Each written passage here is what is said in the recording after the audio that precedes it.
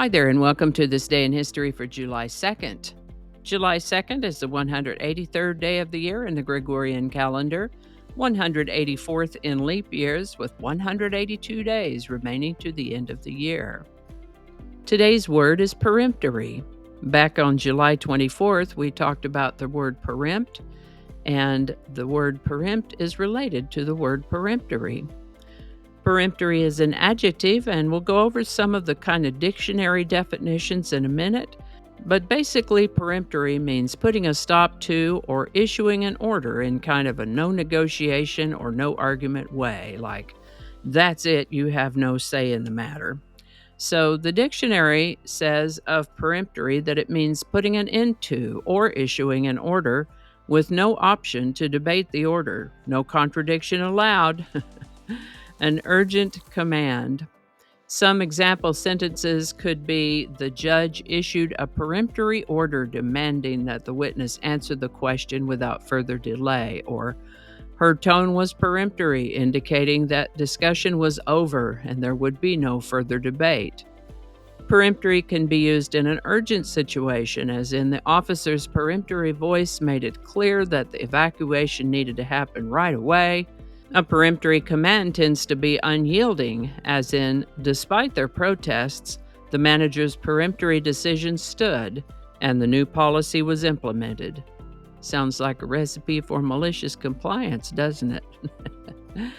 Because of the demanding nature of a peremptory order, with no allowance for discussion, excuses, or argument, the word peremptory can also be used to describe imperious or even arrogant self-assurance, such as an attitude or a haughty nature, as in he gave a peremptory nod, signaling that everyone should leave the room immediately, or one's peremptory disregard of an objection.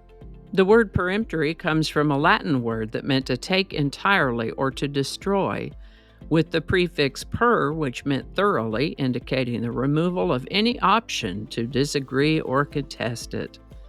First known use of the word peremptory is in the 1400s. Peremptory. Now remember, if you have a word you'd like us to explore in this Word of the Day segment, drop it in the comments. We'll take a look at it. And with that, this is the birthday of Valentinian III, born on July 2nd in the year 419. He wasn't quite the worst emperor Rome ever had, but he certainly wasn't the best emperor either by any stretch of the imagination. He followed some really bad advice, took some extraordinarily bad action, and made some people so angry that he was assassinated in the year 455 when he was just 35 years old. And yowza, what a story that is. Way too long to tell here, so I'm working on a single subject episode about that, so keep an eye out for it. The Continental Congress adopted a resolution on July 2nd, 1776, to sever ties with the Kingdom of Great Britain, although the wording of the formal Declaration of Independence was not adopted until July 4th. On July 2nd, 1881, a man named Charles J. Guiteau shot and fatally wounded the U.S. President James Garfield, who ultimately would die of complications from his wounds later in the year.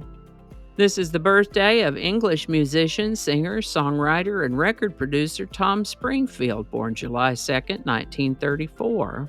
Born Dionysus Patrick O'Brien, he went by Dion O'Brien before adopting the stage name of Tom Springfield to go along with his sister Mary, who took the stage name of Dusty Springfield, when they, along with their friend Tim Field, formed a folk pop vocal trio called the Springfields in 1960. Tom wrote the hits Island of Dreams and Say I Won't Be There for the Springfields, and I'll Never Find Another You, A World of Our Own, The Carnival Is Over, and Georgie Girl for the Seekers. Looks like he retired from the music business in about 1970 and kept pretty much to himself after that. Tom Springfield passed away in 2022 at the age of 88.